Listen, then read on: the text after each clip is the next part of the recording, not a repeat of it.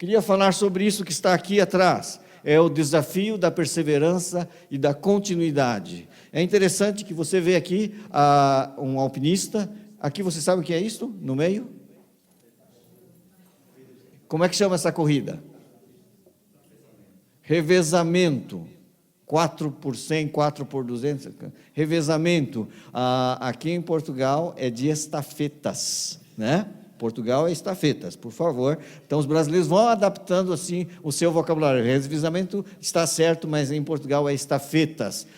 E o que ela passa não é um bastão, é o testemunho, tá bem? Então, e aqui tem uma construção que alguém com um projeto muito interessante começou e não conseguiu acabar. Não conseguiu. Não teve meios, então não teve tempo, não é? Não teve. Nós temos grandes desafios. Esse alpinista tem o desafio de continuar até chegar ao topo da montanha que ela se propôs a chegar. Nem todos chegam lá. O Everest não foi conquistado com muita facilidade.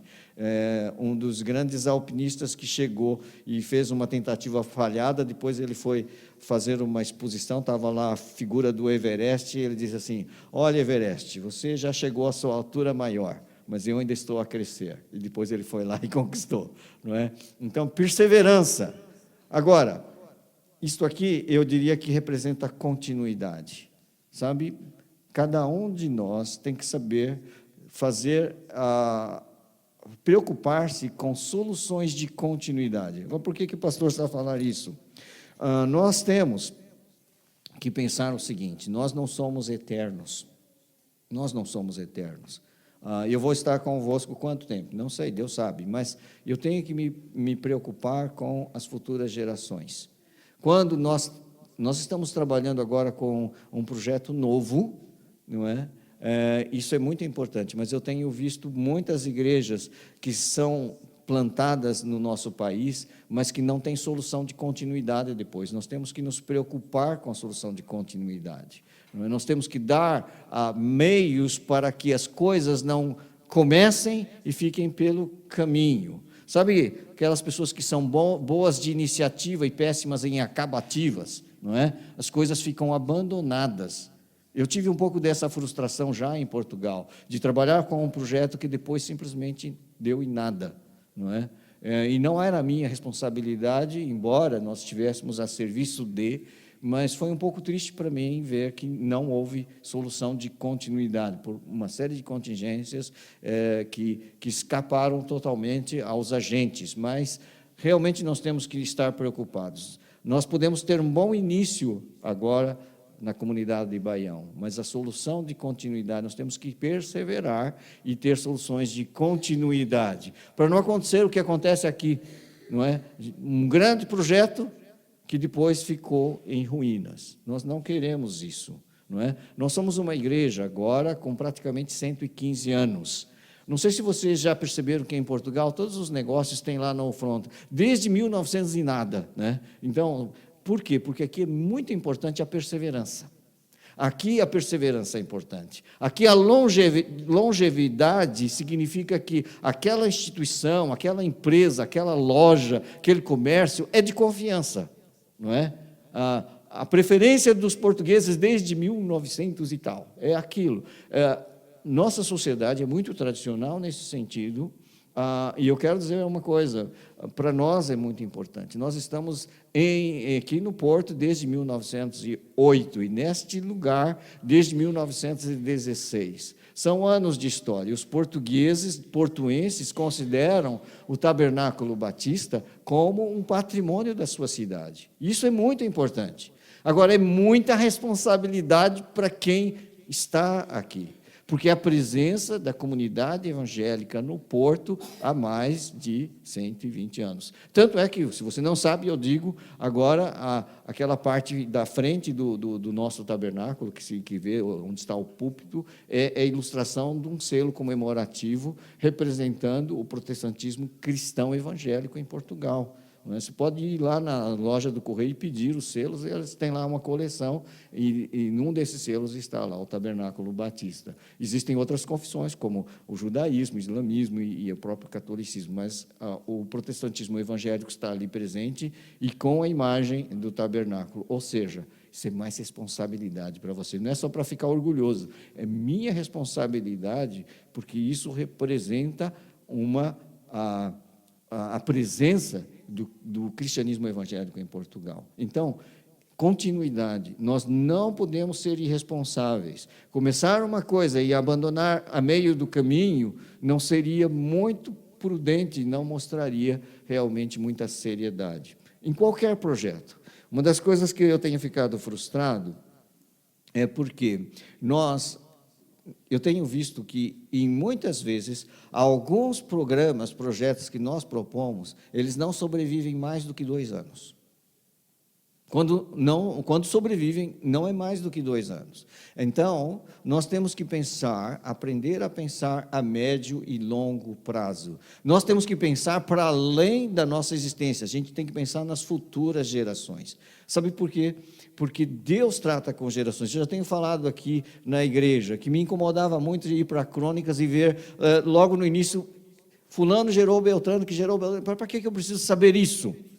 É porque Deus trata com gerações. Deus não trata só com o presente, Ele trata com o filho, o neto, o bisneto e assim por diante. Deus trata com gerações. Por que é importante genealogia? Porque Deus trata com gerações. Ele quer abençoar por 1000 gerações aqueles que o temem, sabe? Então, eu fico vendo, se você for olhar para a genealogia de Jesus, tem tanta história ali, desde os patriarcas até chegar a Jesus, há muita história. Então, nós vemos assim que Deus trata com gerações, por quê? A continuidade. Agora, pensamos um pouquinho, o que seria perseverar? O que é perseverar? Perseverar é seguir até o fim. Lembra aquele que diz Mateus? Está lá, aquele que perseverar até o fim será salvo. Aquele que não perseverar, então vai estar como, não é? É a pergunta que a gente faz. Então, nós temos que perseverar. E o que é perseverar? É seguir, então, até o fim, não ficar a meio. E isso significa ter fôlego, resiliência, não desistir, apesar das dificuldades, é não retroceder. Hebreus, capítulo 10, isso vale a pena você ir para lá, a gente já pregou algumas vezes sobre este capítulo 10, versículo 36, diz: com efeito, tendes necessidade de perseverança, para que, havendo feito a vontade de Deus, alcanceis a promessa. Porque ainda dentro de pouco tempo, aquele que vem virá e não tardará. Todavia, o meu justo viverá pela fé. Se retroceder, nele não se compraz a minha alma. Quem não persevera, volta para trás. Isso é retroceder. Isso é voltar para trás. Mas eu espero que você tenha convicção e possa dizer: nós, porém, não somos dos que retrocedem para a perdição, somos, entretanto, da fé para a conservação da alma. Ou seja, nós vamos perseverar. Venha vento, venha tempestade, daqui não arredamos pé, nós vamos seguir sempre em frente, sem retrocessos. Então, se você começou a caminhada cristã, não é assim até quando der, né? Se der, se for da vontade de Deus. Sabe aquelas pessoas que acham que tudo que acontece de mal é da vontade de Deus? Às vezes não, é nossa responsabilidade. Sabe aquela pessoa que eu diz assim: então, irmão, vai na igreja, como que é? Faz tanto tempo que vem. Se for da vontade de Deus, assim, claro que é da vontade de Deus. Não sei se é da sua, mas é da vontade de Deus que o povo dele congregue, sem olhar para trás. Essa figura, o que é? Quem representa? Lembra? Quem é? A mulher de Ló. O que ela fez de mal, Alice? Ela olhou para trás. Está vendo? Nosso departamento infantil funciona, não é? Os pais também. A Alice sabe que esta mulher virou o quê? Sabe tudo essa miúda, pá. Não quer vir pregar, não? Ela virou uma estátua de sal. Quando estava saindo de Sodoma, não é? cidade onde ela tinha lá sua casa, muito bem decorada, aquela cozinha maravilhosa, aquela sala com tapete persa, aquelas coisas todas maravilhosas, o anjo falou assim: não olhe para trás, vamos para frente. Ele estava livrando-a do juízo e da destruição. Diz assim: não olhe para trás. Mas ela olhou para trás e virou uma estátua de sal. Há crentes que viraram estátua de sal e nem perceberam, né? Fossilizaram, porque ficam olhando para trás. Mas Paulo diz assim: esquecendo-me das coisas que para trás ficam e avançando para as que diante de mim estão, prossigo para o alvo. Perseverar é não olhar para trás. Quem tendo posto a mão no arado, Lucas 9,62, e olha para trás, não está apto. A gente já falou sobre isso no culto da semana passada. Vamos para frente. Perseverar é dar continuidade no tempo. É muito importante. Nós temos que avaliar o fator tempo. O tempo do relógio é cronológico, o tempo eterno é aionos, e tempo, oportunidade, é kairos. São 3 palavras para tempo no grego. É importante que eu tenha a visão do agora, onde eu tenho oportunidade, o kairos, e eu tenho a visão de eternidade. Ou seja, a visão daquilo que é completo, não é? A visão do eterno. Então, isso significa, agora eu tenho a igreja como agência do reino, onde eu tenho que estar atuando. Mas eu tenho que pensar que o reino de Deus, ele ultrapassa tudo isso, e o reino é eterno, não é? Então, eu tenho que ter essa visão do agora e do eterno. E nesse sentido, o agora é o kairos. O que é oportuno fazer aqui, agora? O kairos é o tempo oportunidade, não é? Então, é remindo o tempo lá em Efésios 5:18, 16 a 18, né, todo o contexto, eu creio que está lá no 17, remindo o tempo é kairos, aproveitando a oportunidade. Eu sempre tenho dito, e eu sempre coloquei isso para mim mesmo, em cada fase da nossa vida, Deus dá algumas oportunidades que elas não vão se repetir ao longo do tempo. Então, quando se é jovem, em tempos mesmo de você ter discernimento do kairos, sabe por quê? Porque algumas situações que você vive naquela fase não vão acontecer novamente. Por quê? Porque você não vai ter, quando tiver quase na minha idade, você não vai ter a mesma energia que você tem agora com os seus 20 anos. Não tem, não é? Os anos pesam, então a gente perde. Se eu perder a oportunidade agora, pode ser que lá na frente eu não vou aproveitar da mesma maneira. Então, kairos, o que Deus está fazendo? Que portas Ele está a abrir para o seu testemunho, para a sua formação, para o exercício do ministério, para o desenvolvimento dos seus dons, não é? Tantas oportunidades. E a quem muito é dado, muito será cobrado. A geração de agora tem oportunidade de coisas que a minha geração não teve. E eu tive oportunidade que os meus pais e os meus avós não tiveram. Não é? Hoje, tudo está muito facilitado, mas é mais responsabilidade ainda que nós temos. Qual é o kairos para você hoje? Não é? Nós temos que pensar no kairos de hoje, porque aquilo que eu fizer hoje tem desdobramentos eternos. Se hoje você está aqui ouvindo sobre o Evangelho, ainda não tomou aquela decisão de render-se ao chamado de Jesus, é tempo de ouvir. Se hoje ouvirdes a sua voz, não endureçais o vosso coração. Porque é Deus falar contigo, é falar contigo. Vamos para frente, vamos pensar um pouquinho que já que eu tenho uma visão de médio e longo prazo, é importante, é imperativo planear.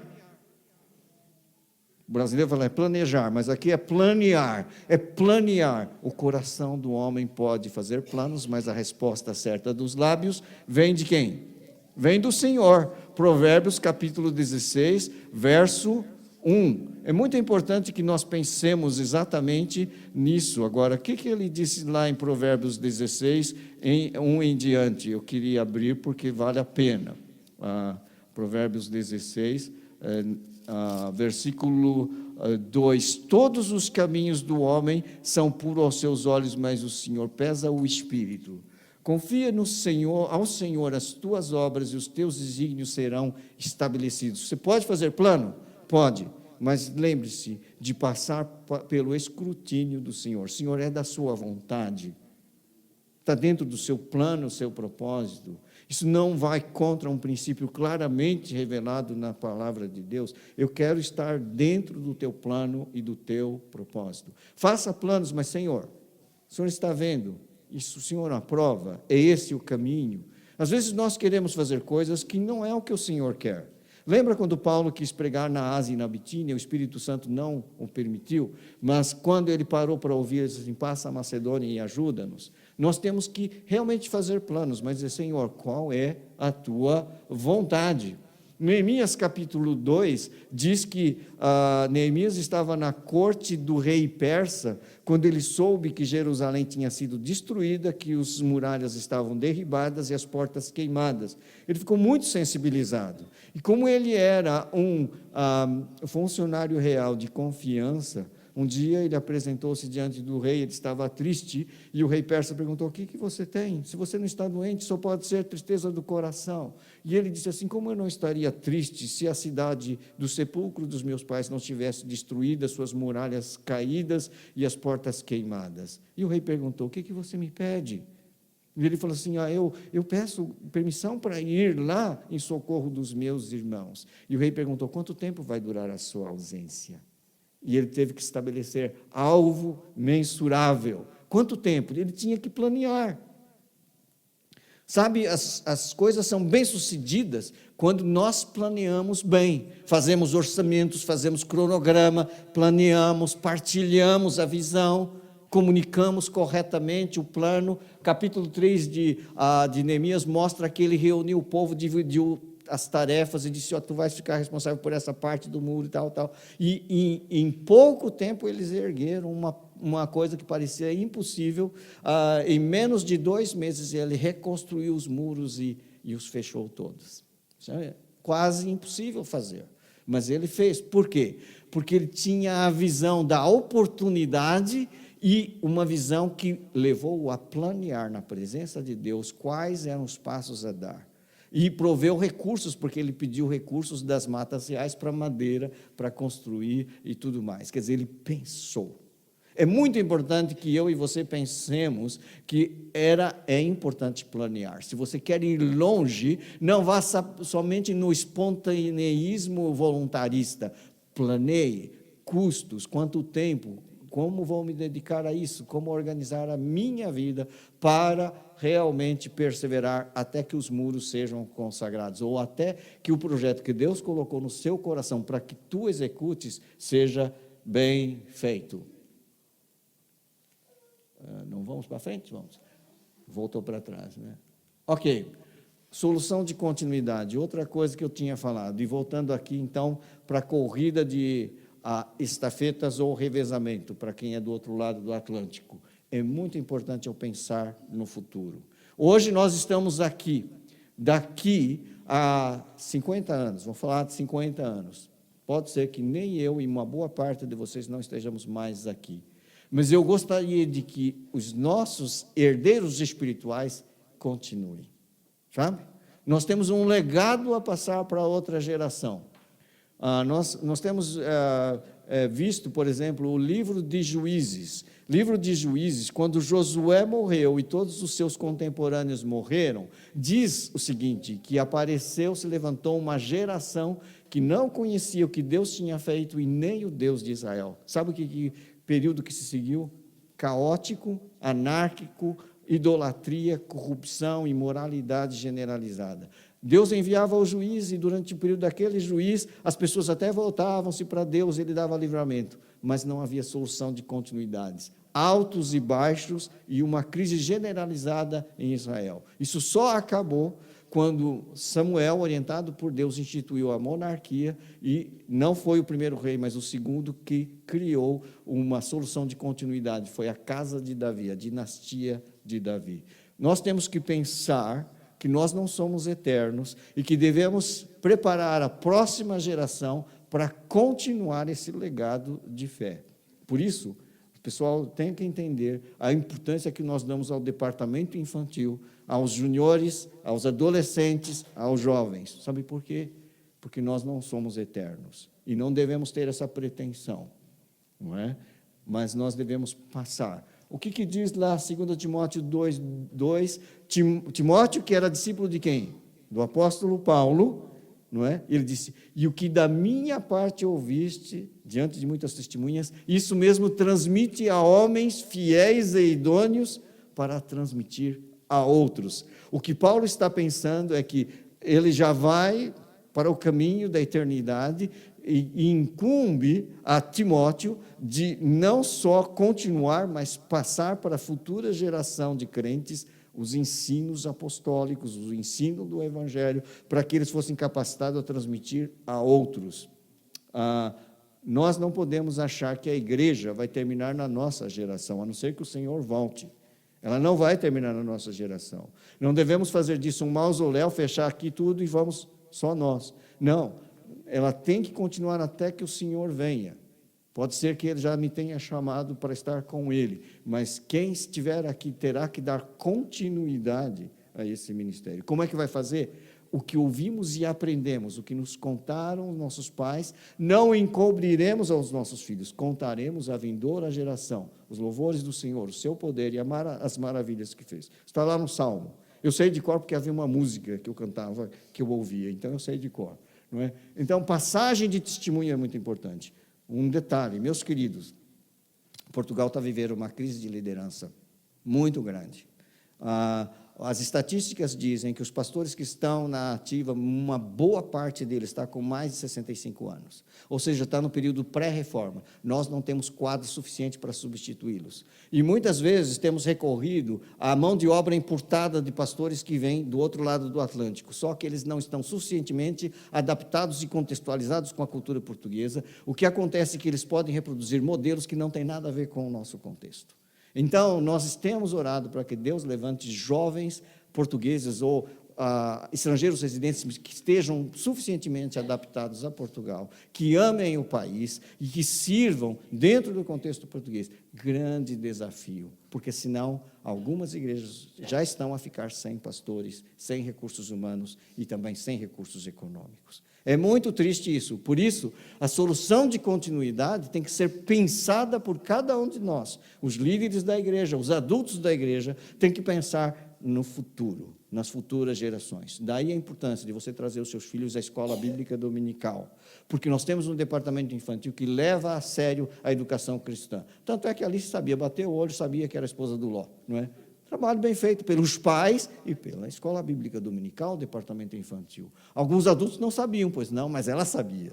Isso é ensino, isso é as futuras gerações preparando-se para proclamar a verdade da palavra de Deus às futuras gerações. Pastor, está acabando o seu tempo. Nos tempos difíceis, meus queridos, nós vivemos tempos difíceis. O Mateus 24, Jesus falou que nos últimos dias o amor de muitos esfriará, e porventura haverá fé na terra quando o Senhor vier. Nós não sabemos como é difícil, mas já estamos nos últimos tempos. Se você ver o que está acontecendo na França, o que está acontecendo na Ucrânia, no Sudão, se isso não é o fim dos tempos. Já na época do apóstolo Paulo, ele dizia: nós já estamos nos últimos dias, e agora avizinha-se muito mais. Nós estamos a viver tempos de dificuldade. Então, é um grande desafio que eu não desanime, que eu não esmoreça. Se o amor de muitos esfriará, como é que o amor não se esfria, meus queridos? O que a gente faz para o amor não esfriar? Cultiva, diz a minha mulher, não é? 31 anos juntos, tem que cultivar, porque senão a gente não sobrevive. Na igreja também, como é que o amor não esfria? Cultivando, não é dispersando, não é dizendo não vale a pena. Aqueles crentes são difíceis, nem se olha no espelho, né? São difíceis, não consigo. Sabe? O que diz Hebreus capítulo 9? Na verdade, deixa eu ver se é 10. 10 é o 9, vamos lá. Vamos voltar para Hebreus. É aí mesmo, é capítulo 10, 24 e 25. Meus irmãos, quando o amor estiver esfriando, a fé estiver vacilando, não é hora de abandonar o barco. Não é hora de me dispersar e desistir. Nos tempos difíceis, há que haver o quê? Versículo 23, guardemos firme a confissão da esperança. 10, 23, sem vacilar, pois quem fez a promessa é fiel. Agora o 24, consideremo-nos também uns aos outros, para nos estimularmos ao quê? Ao amor e às boas obras. Irmãos, se o amor de muitos esfriará se nós não estivermos juntos, nutrindo esse amor, ajudando um ao outro. Aquele que está mais entristecido vai lá, por quê, irmão? Olha, vamos orar por essa situação. Está com dificuldade, vamos ajudar. Não é só apontar o dedo, não, vamos, o que está a se passar? Não é? Então, para nós nos estimularmos, nos encorajarmos ao amor e a continuarmos a fazer voluntariado, evangelização, missões e tudo mais. Então, não disperse, olha só o que diz o autor aqui.